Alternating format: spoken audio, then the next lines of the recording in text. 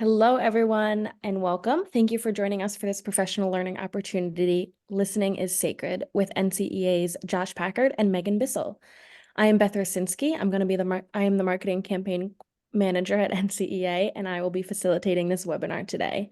Just a few housekeeping notes as people are joining. Number one, we will be recording this session today, and you will receive a playback link tomorrow. And number two, at the end of this session, I will share a link to the online survey in the chat and instructions how to receive a certificate of completion for the webinar. Our guest today, Dr. Josh Packard, is the Executive Vice President of Strategy and Operations for NCEA, where his focus is on helping to implement and monitor the 2023 and beyond NCEA strategic plan, as well as fostering and building team culture. Dr. Packard comes to NCEA with more than 15 years of experience as a professor, researcher, and executive focusing on changing forms of religious expression in America. He is one of the foremost experts in the spiritual lives of modern American youth and an accomplished researcher in the sociology of religion and new forms of religious expression. He has authored numerous books and articles in both popular and academic outlets, including Church Refugees, Sociologists Reveal Why People Are Done with Church But Not with Their Faith, and Meaning Making, 8 Values That Drive America's Newest Generations. Dr. Packard has a PhD in sociology from Vanderbilt University. And Megan Bissell. She is the Vice President of Research and Data at NCEA, bringing a social science lens to the research and data collection efforts here. Ms. Bissell brings years of experience leading research teams in designing and implementing research projects for organizations and individuals. She was previously the head of research for a National Research Institute, and before that operated the Social Research Lab at the University of Northern Colorado. Ms. Bissell is an applied sociologist specializing in organizations and group dynamics. Additionally, she has worked closely with young people to understand their experiences of community and belonging. Ms. Bissell has a bachelor's degree and a master's degree in applied sociology from the University of Northern Colorado. Thank you both for joining us today. Before I hand it over to you, let us begin in prayer. In the name of the Father, and the Son, and the Holy Spirit, amen. Lord, as we gather in this virtual space, we humbly seek your guidance and presence among us.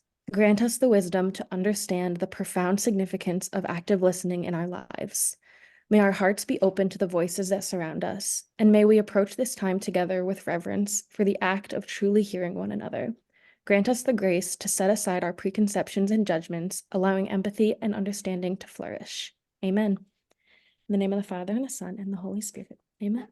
Take it away. Well, thanks, Beth. That was really, gosh, a very way too long introduction and very nice.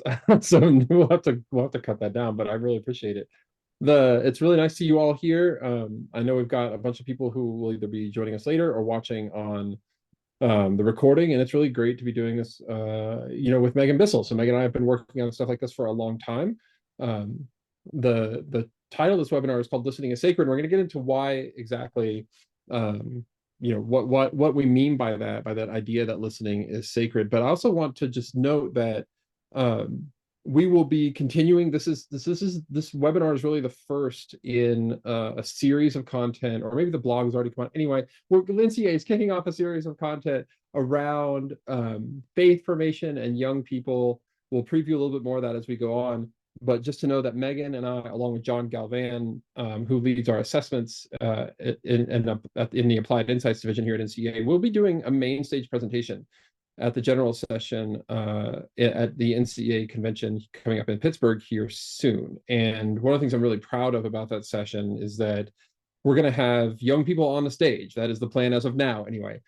Talking about what it means when adults listen to them and why that is so important. It's one of our value commitments that throughout my career is to make sure that we're listening directly to the people, not just talking about people from whom we need to understand better. And so I'm really excited about this. NCEA is obviously first and foremost of an association for its members, which means teachers and superintendents and other adults. But part of being able to do that job better is that we listen to and understand the young people that they serve better as well. So this is not a standalone. I really encourage you to see this as part of a series. So while we get going, I would just like to have you drop into the Q&A here, respond in the Q&A, drop into chat.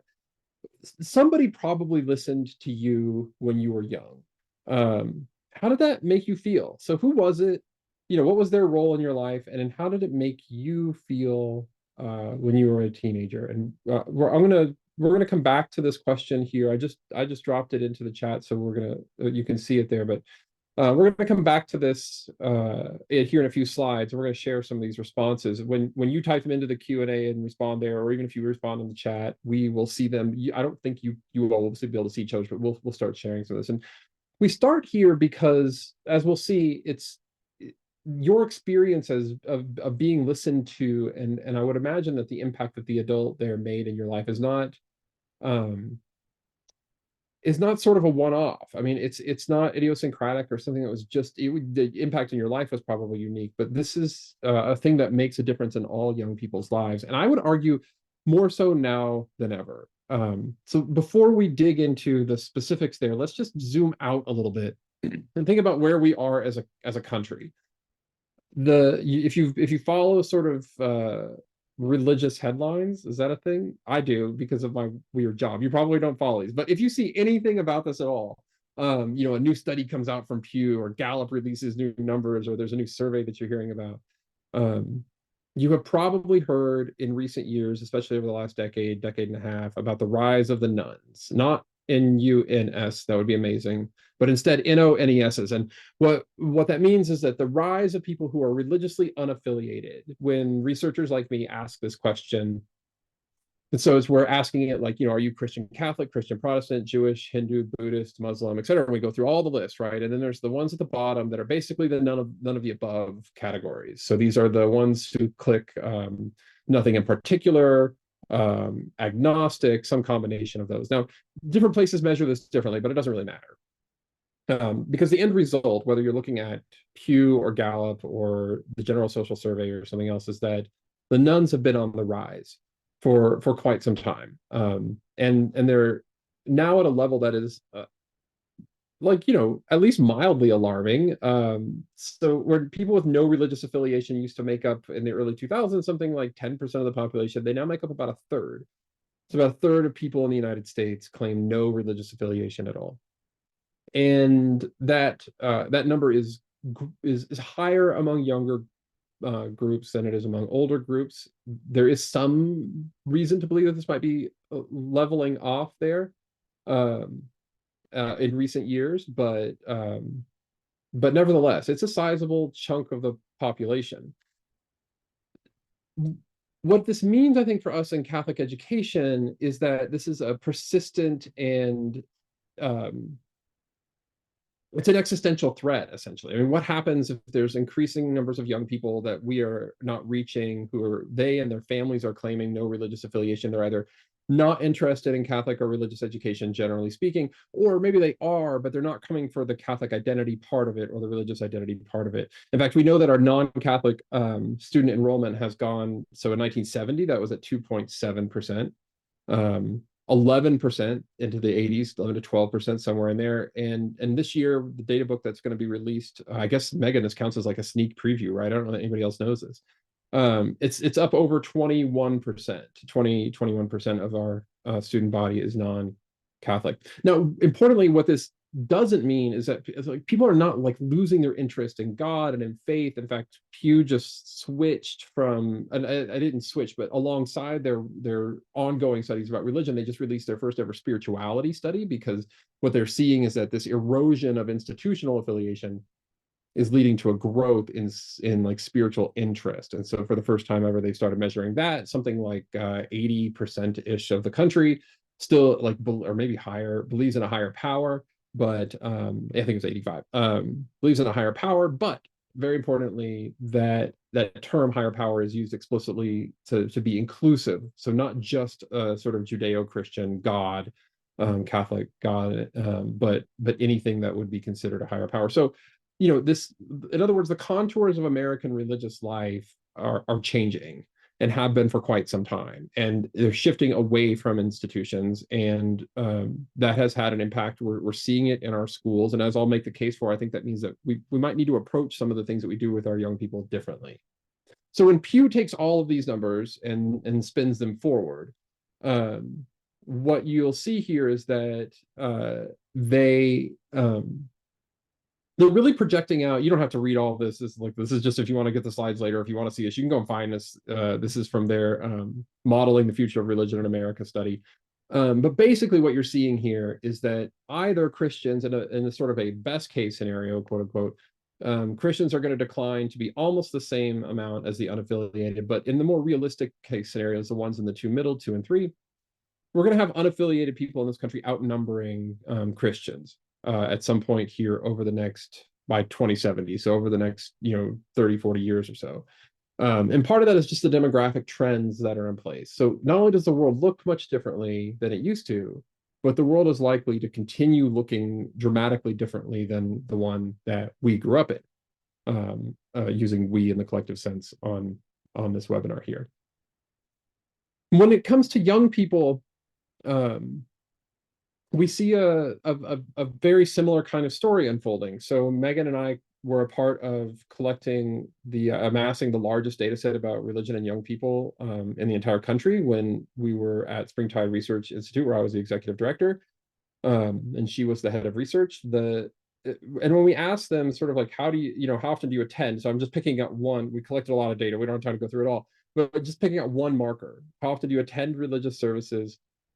We only find something like, I don't know what you would consider to be a regular attender, but like 20% are attending weekly or nearly every week.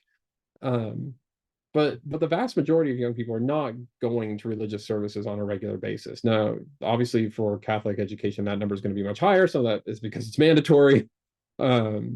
But I think you've probably even seen it that, while students might be going to religious services in the course of their education, families are not necessarily attending on Sunday mornings in the same ways or at the same rates that they used to.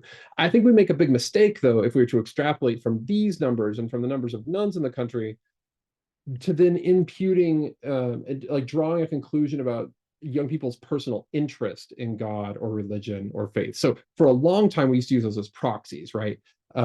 If somebody isn't willing to raise their hand and identify, yes, I'm a Christian Catholic, or they're not attending research services on a regular basis, or they're sort of not espousing beliefs like we would think that they would, then we would extrapolate from there to conclude, well, they're not particularly religious, or they're not particularly interested in God. And I think for a long time that was actually a really good, a shorthand way of understanding somebody's religiosity. That just isn't what we're finding, especially when it comes to young people. So again, one more data point from Springtide here. When we asked, okay, so here's a general question about spirituality. To what extent do you feel connected to all the following? Well, what we start to unpack and find with this and with other things is a much more diverse and varied spiritual and religious life than what young people have probably ever experienced before, at least in recent memory. And certainly than we've ever been able to track to the extent that anybody was tracking these things.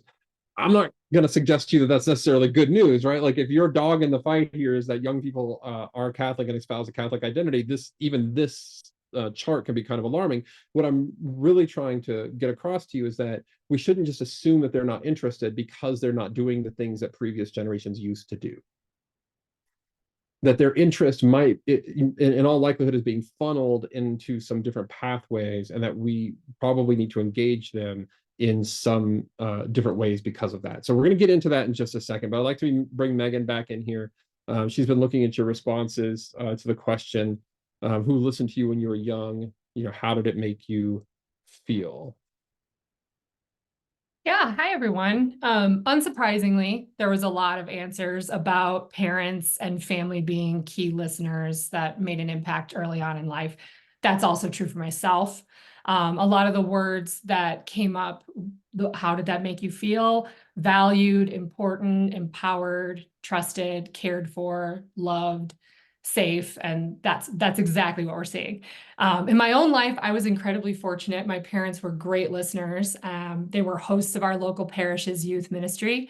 And I was not the only one in that group of high school kids to feel empowered. We actually talked about it a lot, about how we felt like we were regarded as equals, and the things that we talked about in that group made us feel valued, and probably in a way that, makes me feel like what I say is, even more important than it actually is. No, I'm just kidding. But we were guided, but we were also treated like equals in the conversation. And they talked to us in a way that forged our dynamic. I never wanted them to tell me what to do, but to help me figure out what to do. And that's a lot about the sacred listening. And you shared that same sentiment. Along with Josh, in the comments, we have a question about how to grow a good goatee. So I'm going to leave that to you for later, Fantastic. Yeah. because I can't answer that. But Meg, this is just what happens when I don't shave in the morning. it's for like a day. I think anyway. I know exactly who asked that question, and much appreciated. I think you do too. I couldn't leave it not addressed. Anyway, for me, it was a teacher that I ended up having. This is really uncommon in American education, but I think for a lot of us, it was teachers. I mean, Laura, who's one of our colleagues, is here chiming in with they were her favorite teachers are the ones who listened, and it was that case for me. And the thing that was uncommon is that I ended up having this teacher for 1 year in middle school, and then she moved to the high school, and so 2 years later, then I had her back-to-back years in high school too. And so we had this like very long relationship. She was actually a bridesmaid in my wedding, and I still keep in touch with her today. But it was when I think back to like the stuff that like she would like. Okay, so here's the best way to say it. Once upon a time, when I was delusional, I was inspired by her into thinking that maybe I could be a high school teacher at some point. And then when I went back to visit her when I was in college, and I realized that she wasn't doing that just for me, she did that for everybody. And that if I became a high school teacher and wanted to be like her, I would have to do that for everybody. Like, holy cow, like how does she? I said the most inane things as that I thought were so important, and she made me feel like they were so important. And there she was doing that exact same thing to the equally inane things that the students after me were saying. That she was giving them all the attention, made them feel like they're the only person in the room. And now we're talking to an entire audience of people who do exactly that thing. That's right. And I think that really like highlights how just like, thank you for that, Megan. Thank you for summarizing those. Megan will be back later to share a tool that can help us do some listening better rooted in some really good social science. I appreciate you, Megan. We'll see you here in just a little bit. I think that those answers really highlight for us how many of us talked about teachers and how important the role is for us as educators, not just in teaching our subject matter, but the role that you play in their lives. And of course, this. I think what we're sharing here today that might be new for you is to understand the role that you play, even if you're not explicitly charged with doing their faith formation or teaching their religion, that you have a really important role to play in connecting them to the sacred, to the divine, to the church. Because, in a quote that a young person told me as we were talking about just this issue, they were saying, I'm just used to adults dismissing me. And so what you do when you take the time to listen, and the reason why it has such an impact is that you're sort of disrupting that entire way of thinking about young people when they think about how they interact with adults. Feel free, by the way, as we go along, if you have questions about anything that I'm saying or that we're sharing, feel free to drop those into the Q&A. We'll keep responding to those. If there are thoughts that this sparks that you want us to share with the whole group, note that, and we'll do that as well, and work these into future presentations along with that. So the reason why, though, like I tell this story a lot, but my dad grew up Catholic. He grew up in a Catholic school, in a Catholic family, in a parish, right? Like this old, like I say old, like I don't mean old to mean that it's outdated, although it's not as common as it used to be. But this model on which so much of what we do and so many assumptions that we make are built is that like there's essentially a community of care surrounding each student that comes into our classrooms. And that was very much his experience. That he didn't, I don't think he would have ever explained the adults as in his life as dismissing him, because he didn't expect anything from them. It was really about a connection for him to the institution. And it was a very institutional life. I mean, the nuns that educated him were also the ones that he sat next to in church on Sunday, and the ones that his parents knew on a first name basis. So there's no getting away with things like at all, because it was very tied into this ecosystem. But today, of course, like young people feel that much more acutely. And I think the reason why they feel this sort of disconnection is because it's not just them, it's not they themselves that don't engage with or trust institutions, but their parents. So this very important thing has happened over the last 50 years. It's been somewhat indetectable, though. And it's about how we trust big institutions. And at no point has this ever like fallen off of a cliff. I mean, you wouldn't have woken up one morning and been like, oh yeah, okay, I guess I don't trust like higher education anymore. Like that would be weird. Instead, what's happened as research has been charting this, every year we lose, 1% or 2 or 3. And in fact, this year again, confidence in clergy, trust in religious professionals hit an all-time low, which was just a couple of points lower than it was the year before, which is just a couple of points lower than it was the year before that. So even though your brain might flash right there to the lowest bar, organized religion, um, as the one that's maybe the most relevant to this to your role here, I want you to really think about this entire chart together. Because if it were just organized religion that was experiencing a loss of trust, or just private schools that were experiencing a loss of trust, I think we'd have a much different conversation. Like it's a presentation that I wouldn't necessarily even be all that equipped to give, but we'd have a crisis that only we could solve, or rather, only y'all could solve. But when we see something like this, where every institution is losing trust and confidence over the course of a period of time, that tells us something very, very different. What that tells us is that the world has changed. The world that we're operating in has changed. And you've probably sensed this and felt it in some way without necessarily being able to put your finger on it. But what I'd like for you to get across is like, that isn't your fault. You didn't cause it, but it is sort of our collective responsibility to understand that the world that we're operating in, to understand the world that our families and our students are operating in, and that they're bringing with them into the classroom, so that we can respond accordingly. And in particular, what we're talking about here is a shift away from authority being located centrally inside of one institution, and it's becoming much more dispersed. So when I say, even though it's not your job necessarily, if you're like a math teacher or something, it may not be your job to do faith formation. Well, now it's kind of a little bit all our jobs, because people don't trust the singular institutional force to do it. We can pretend and hope and wish that it were otherwise. I'm right there with you. It's okay to be angry about this, and upset that this is the way things are. I want to affirm all of that, but this is what the data are consistently showing us time and time again. So we can choose to either deal with that, or we can choose to ignore it. So the central idea here that I would want to get across is this: that in the 20th century, that world that my dad grew up in, the most valuable commodity that an organization could have was expertise.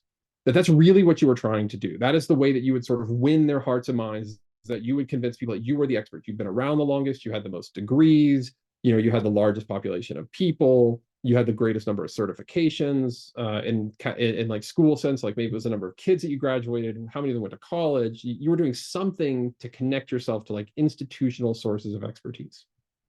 But in the 21st century, the most valuable commodity, the thing that is in short supply, is absolutely trust.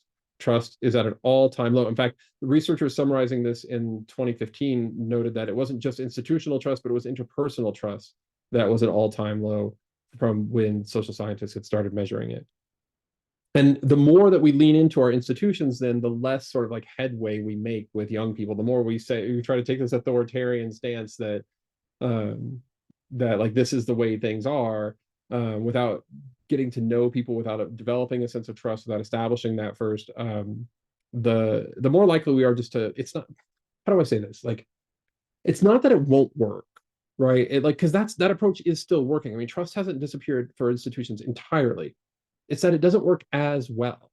It's that we find ourselves working harder than ever, just to make the beginnings of a connection or an impact with young people. And I think we can do better. Like, I think your time and your talent is too important to leave to something that is suboptimal. Because one thing I know for sure, I mean, even though I haven't done any data collection about this, I know from experience from talking to hundreds and hundreds of educators and campus pastors and youth ministers and priests, there's not a deficit of care. You all are working hard enough, you care enough. It's just that sometimes I think we're working with a little bit of the wrong tools. And what I mean by this is that in the 19th century world, we were trying to establish expertise. We built a bunch of what I would call high trust tools. In other words, tools that relied on an assumption of institutional trust. In other words, we tried to get people to connect with us on, the closer we could get people to the institution, the more trust we got from them. So when I was a professor, You know, I would make sure everybody knew that I was Josh Packard, PhD. They would call me Dr. Packard, and I would, you know, talk about my biography a little bit at the beginning of the year. So they knew that I, you know, went to a good school. I mean, Vanderbilt's not as good as it likes to think of itself, but it's still a pretty good school. That I had a title as assistant or associate professor of sociology or whatever my title was, and on, right? Because that was the stuff that we were taught, was like, that is how to inspire trust and confer authority to another group of people. And I really think I felt this shift like in my career as an instructor, standing in front of the classroom, from all the way back from 2006 or so, when I started teaching the first time as a graduate student, to 2020. It like it shifted. They didn't care about any of that stuff. In fact, I started to feel like resistance from them. And a student explained to me in my office, like, the more you talk about that stuff, the more I think that you have the institution's best interest in mind, not my best interest in mind. And it like when it was such a clarifying moment for me, that I was like, oh, obviously, like, you know, I knew that that was not what I was trying to do at all. Um, I did not understand how that was being felt by a generation of young people who were being raised in households that didn't trust institutions. And I don't want to give you the impression that like somehow parents are sitting down at dinner and be like, you know, we don't trust like public education, and we don't trust the government. It's just the sort of like air they breathe, right? And so then I made this shift into like leading with some relationship stuff first, and that started making all the difference in the world. And it, you know, I still believe that like young people need to be trained and prepped for the real world. So I don't know, I don't think I ever got super comfortable with students calling me Josh. Maybe that's just my own foible. But still, we're doing a lot more relational work and a lot less of me sort of leading with my institutional credentials first. That made me think about like, okay, what we need now are not these high trust tools that are institution first tools, where we're trying to connect, you know, convey authority by connecting ourselves to the institution. We need low trust tools. What does it look like to build tools for connection, for faith formation, that operate effectively in a low trust world, the one that we live in now, very, very clearly. And so I want to prepare you all, because coming up next is you're gonna see a drawing that I did as a trained sociologist. I did a drawing, so that should tell you something about where we're headed. But I don't want your minds to be so totally blown that you can't focus anymore, because that is what's going to happen here. So this is not it. This is clip art that I found, so don't worry about this yet. Coming up, like very quickly though, you're going to see a drawing.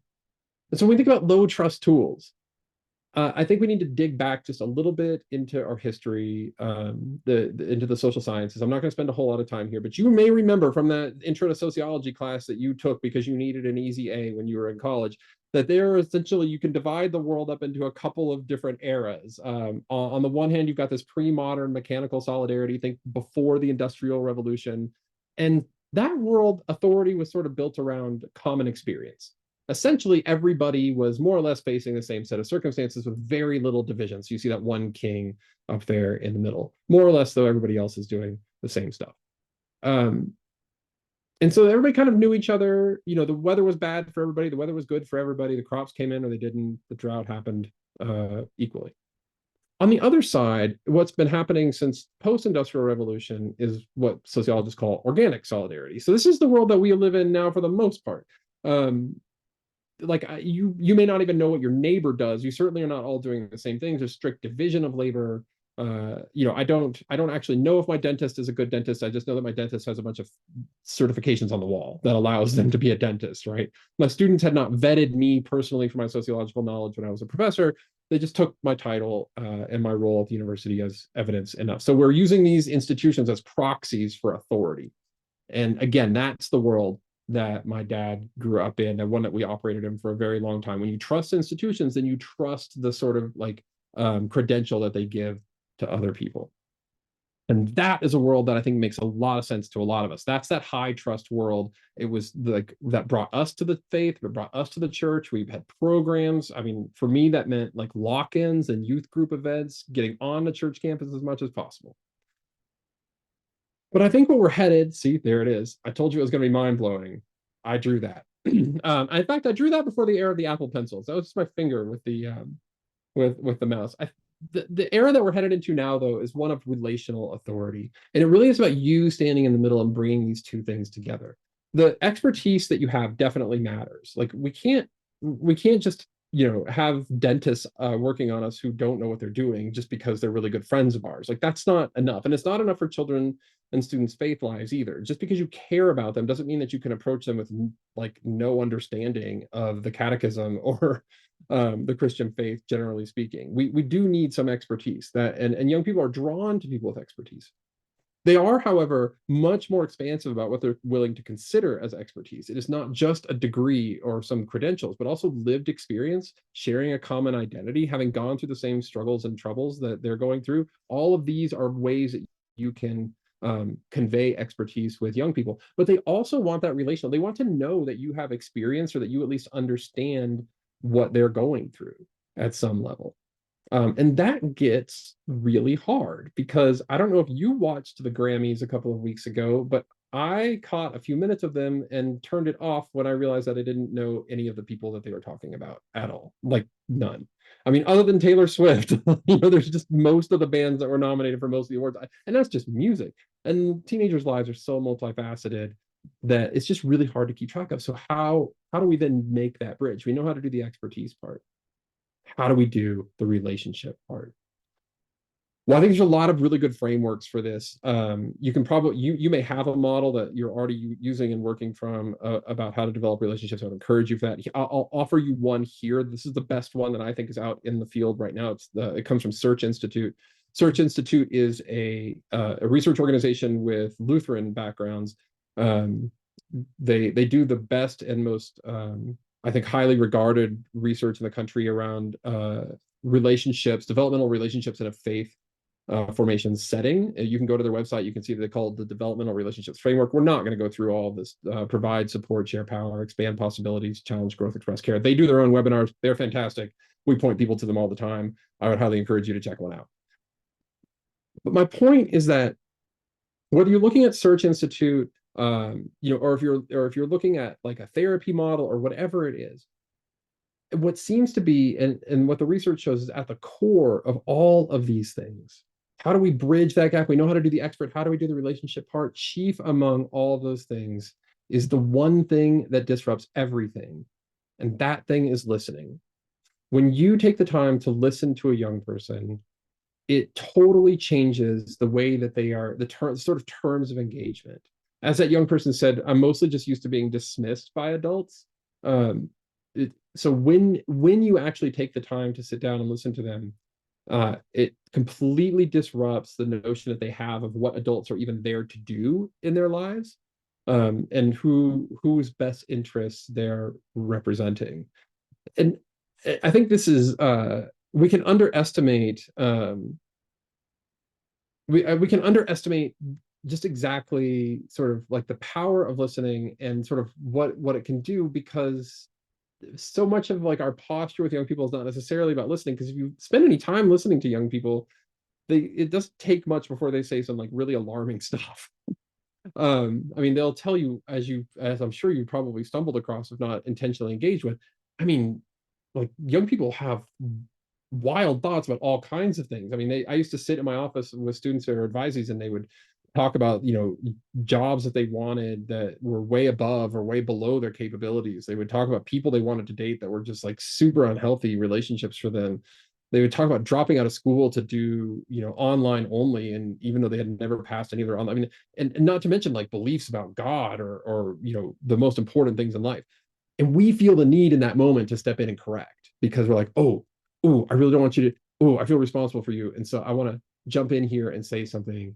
And so it's really hard a lot of times to listen to what young people are saying. Also, not to mention the fact that a lot of times when young people are talking about things, it's just stuff we fundamentally don't care about. I mean, I've sat through just so many descriptions of Minecraft from my own 13-year-old, and I'm just not interested in Minecraft. And I'm trying to remind myself to be like, the thing here is not to understand Minecraft. The thing is to understand how important this is to him, and to, how can I be present? And so I don't think it's easy. I think it's easy to identify and easy to say. I don't think that sitting there and patiently listening and then taking notes and following up and being engaged like that, I don't think that's easy. But I think it is wildly, wildly important. In fact, I think it's so important that Megan and I started talking about this idea that listening is sacred, that the God is in you just as God is in the person that's across from you. And that when we treat each other as divine in this way, as possessing the core elements of what it means to be one of God's children here on earth, that we are doing essentially sacred work. So hearing their story, hearing their interests is a small piece of being able to hear and connect with God's story.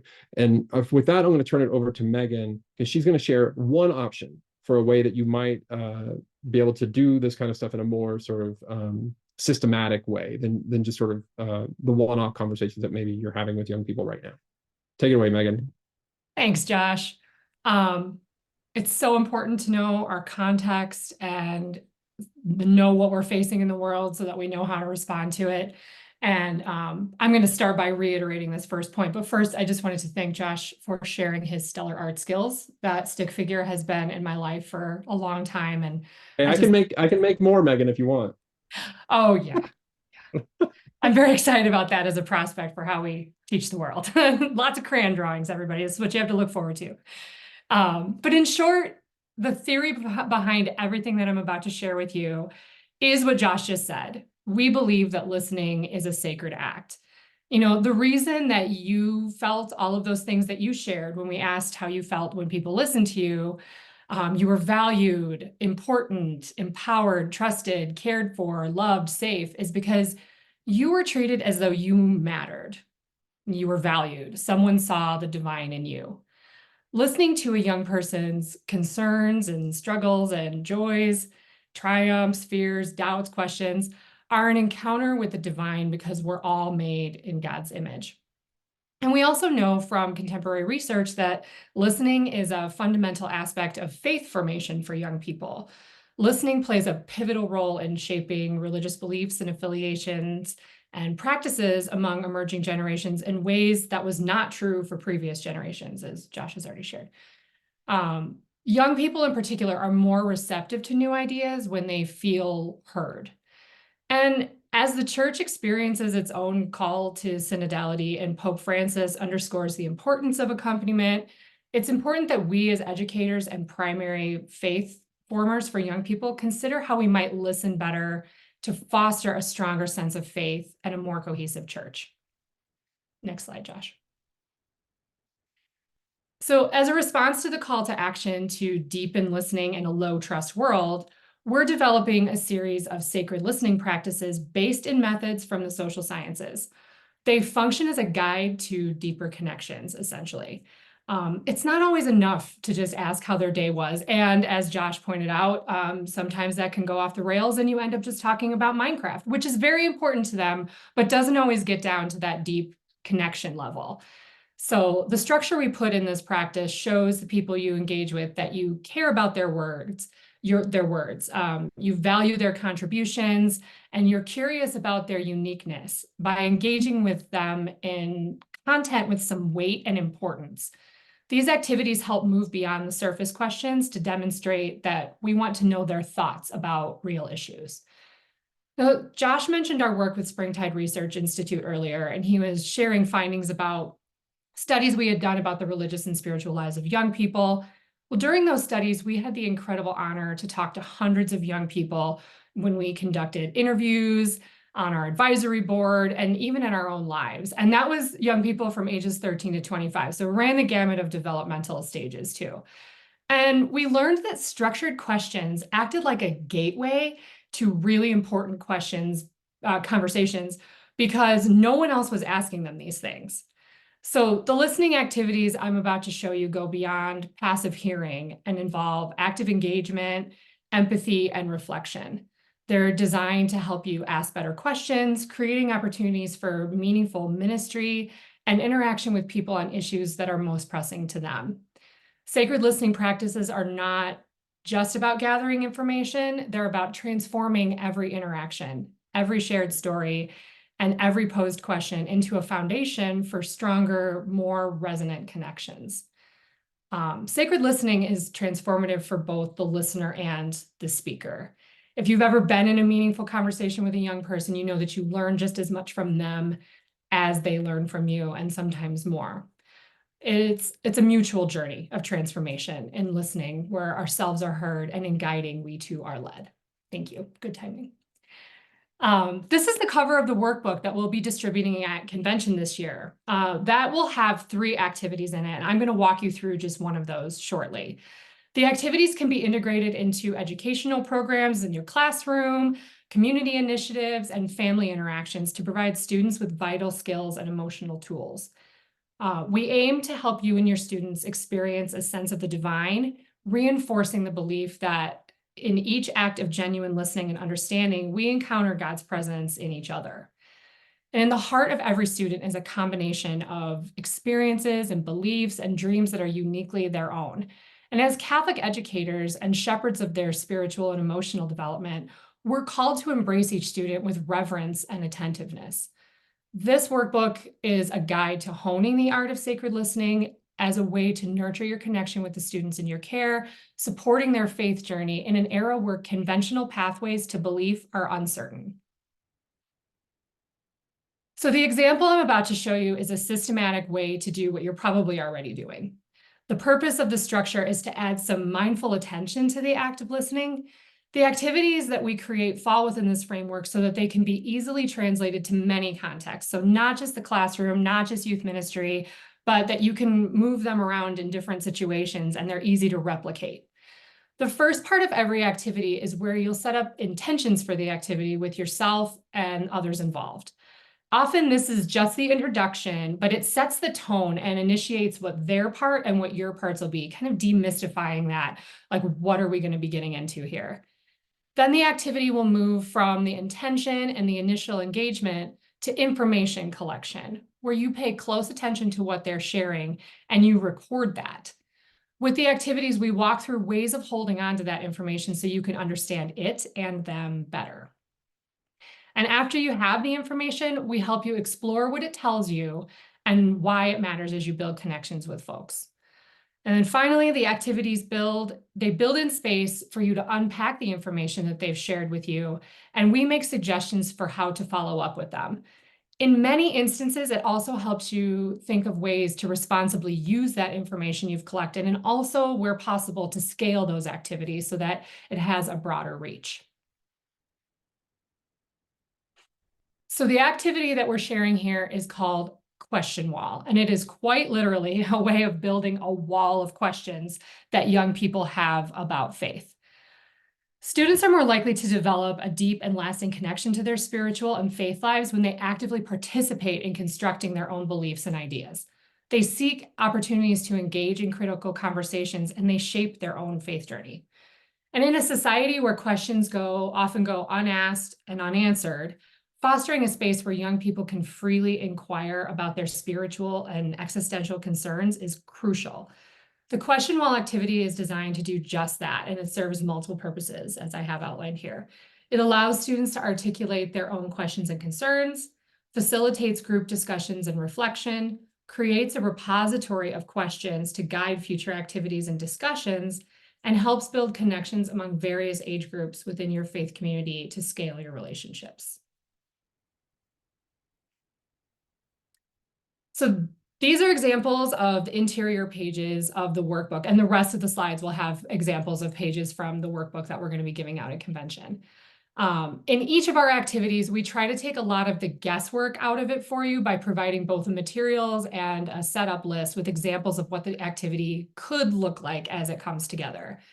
Our setup is really general, but we tried to make it as accessible as possible so it can be translated to any context. Like, even here in the setup, we've given guides for what the question categories could be, but of course those can be translated to whatever makes sense for your situation. Next slide.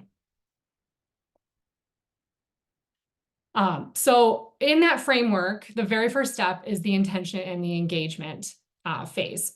So this very first part, when people are tasked with thinking about very abstract things, it's useful to give them concrete boundaries. So the intention for this phase 1 is to set up some constraints to help focus and balance out the nature of the task, which can be very abstract. And in this case, clarity is kindness. The boundaries create clarity and help to build a structure. The purpose of this question wall activity is to have them share their questions, but we definitely want to put some guardrails around that ask. So one of the ways that we gave them boundaries in this activity is to use a structure called 5 in 3, which requires students to come up with 5 questions in 3 minutes. We want to reassure students that these don't have to be the 5 most important questions in their life, but the things that come up for them the quickest, like maybe what's top of mind, and that they only need 5. And as a reminder, going back to, you can be the expert, but you don't have to have all the answers. These are not questions that require answers. And even if you need to tell them that, like, we're not going to get to answers here. We just want to know what's on your heart and what you're questioning. So the point of this activity is to see the commonality in the questions, not to seek out answers. So then after we've moved beyond that phase, we get into the collect information phase. Now, in the first part, we already did start with some gathering those questions. That's the beginning of the collect information phase and also the engagement. But in this part of the sacred listening question, we work with young people to collect further information that helps us understand them better and so that they feel better about sharing information.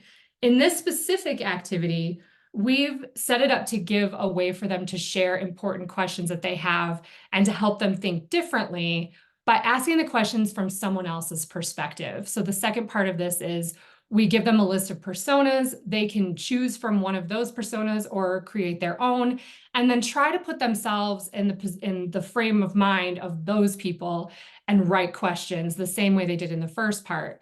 And we find that it helps them free up their inhibitions if they can pretend like they're somebody else. Plus, it gives us insight into how they think about questions and how they perceive others as thinking about questions. So after all the questions are gathered, and that's the information in this particular exercise are the questions, the next part of the process is to explore that information that you've gathered. This process indicates that you care about what they've shared with you, and it helps all of you engage it together so that they can elaborate, find meaning, and treat the words of others as sacred. In this activity, the exploration is done as a group to come up with patterns to the types of questions, and they'll also explore what came up for them on their own in their reflection. And then you'll do a debrief of both the reflection and everything that happened in that exploration. This particular exercise does well in a group setting because it gives everybody the opportunity to work together and put things in categories that they may not have seen themselves. And then what it ends up doing is during the debrief, that part leads to meaningful conversations and ultimately future follow-up. So in the follow-up part of the process, you now have a bank of questions that they have about faith, and you've had a meaningful conversation about the patterns and themes about those questions. And you can use that information to engage them in the future. This is the part where you build a plan to use the information you collected to connect with them further. In this part of the activity, we suggest organizing the questions in a spreadsheet or some other structure that works for you and noting who's asked them so you can return to that and have some context for what they were thinking. And it also helps you, when you do the follow-up, you're going to dig deeper into one of their questions or ask them if they've had time to put more thought into the conversation you all had together. Follow-up may also include building a way to scale the activity to include other adults by connecting adults who had a similar question with the young people who had that same question, and then fostering that intergenerational dialogue. So the follow-up, there may not, in every activity, there isn't always an obvious opportunity to scale, but with this one there is, because you can do this with lots of different types of groups and interconnect those groups. So in the beginning of this webinar, we asked you to think about someone who had listened to you as a young person and the impact that that had. And our goal is to build useful ways to hold both the sacred and the information you need in order to truly know the person you're engaging with. And these activities are one simple way to be the adult that young people trust. And without being this systematic, this is probably what that adult did for you when they listened, and it's probably what you're doing for the young people that you're listening to. But now we have a way to really focus our intentions and collect crucial information and explore ways to engage with them. And it's all structured and built for you to have meaningful relationships at scale. So along with this activity in the workbook, Josh shared that we'll be doing a deeper dive at convention this year, which kind of reflects what we're doing here, and we'd love to see you there. So Josh, any final thoughts for us for today, or any questions about the activity? Yeah, Megan, one of the things I wanted to say was how much I love that idea at the end that this is like tracked on a sheet. I know that that can feel sort of artificial, and I've already alluded a couple of times to the difference that it made when I started leading like with relationship first with my students when I was a professor. And I had so many, advisees, because it was a state university. I mean, I must have like 100 plus advisees at any given time. And at first, they would come to me, and I would, like, as soon as they would leave, I would scribble down a bunch of notes, right? Because I couldn't remember it all in my head, and I didn't want them to see me taking notes, because I thought that that would convey to them that I didn't care enough to remember. And then, like, I've told the story a couple times, but one of my students caught me essentially red-handed, like, taking notes or like looking at their notes from a previous session, and they're like, "Wait, you took notes?" I was like, "Yeah, sorry. I just, like, it's not that I don't care. I have a lot of you, and I want to make sure I get it right." And like, no, no, no. Like the response from them was so much the opposite. They're like, "Nobody's ever cared enough about anything that I said to write it down before." Yeah. They're like, we take, and what the phrase I remember most clearly is like, "We take notes from you. You don't take notes from us." And I was like, "Oh, well, I think you're really important, and like, I'm going to take notes from you." And so I know it's like a silly little thing of taking notes, but the way that that works into the exercise that you set up here, and all of the exercises really, is that it's a very formal way of conveying how much we care and take seriously the things that young people are saying to us that most adults, again, simply dismiss. And then beyond that, there is, like, look, y'all, if the future of if these low trust tools is relationships, the very clear next question has to be like, well, how do we do I know how to run a program or teach a class of people, with 20, 30, 40, 50. I can see 100 students or more in a day, but I can't have 100 relationships or more in a day. So which is absolutely true, totally fair point. So if the future is relationships, we've got to find ways and tools to be able to scale those relationships in a variety of means and mechanisms. And I think that one of the things I like about that tracking thing is that it allows us to do just that. It allows us to involve other people who maybe weren't even in the room at the time to have those follow-up questions. Like in your example there, Johnny, asked a question about this thing.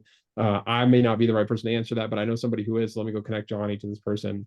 I mean, there really just are a lot of ways to start thinking about relationships as more than just, those just like a one-off conversation that doesn't necessarily have a next step to it. So anyway, I love this, Megan. Thank you for building it. Yeah, absolutely. I'm excited for it. We've learned a lot putting it together, and I think you're exactly right. It fights against our impulse to, to deformalize the process, but it turns out that we learned this when we were interviewing people. Like every time you'd write something down, they'd say it again and reinforce the point because they noticed that you were paying attention to it. So I completely agree. It's an impulse that we have as adults that we're wrong. We're going to try it this way instead for a while. For real. And one of the things I think that we learned over the years is that, like, we don't need more information. We know what's going on in the world. I mean, I shared a bunch of that stuff at the beginning of the slideshow, or at the beginning of this webinar. That stuff's not changing. Like, young people don't trust institutions. They're very lonely. Their faith lives are altering in some really important ways. That's not, like, we're not going to learn anything next year that we don't know this year. And so, like, shifting this into a place where, like, we're spending less time learning about the country as a whole and a little bit more time learning in a very rigorous and structured way about young people right in front of us, I think is absolutely where we should be right now. Well, if that's Megan, if you don't have anything else, then that's all I've got on the webinar. Any closing words, Megan?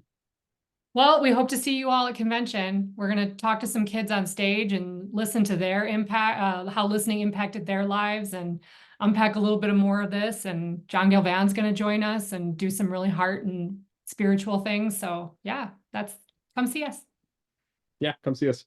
Thank you, Josh, and thank you, Megan. Attendees, if you notice, I just dropped a link to the survey in the chat. So if you are interested in a certificate of attendance, please make sure you include your name and email address at the end of that survey. And it is sent via automated email. So if you do not receive the certificate within a few minutes, check your spam. If you have any questions, please reach out to us at nceamarcom@gmail.com, which is the email the registration link comes from. And we look forward to seeing you at convention.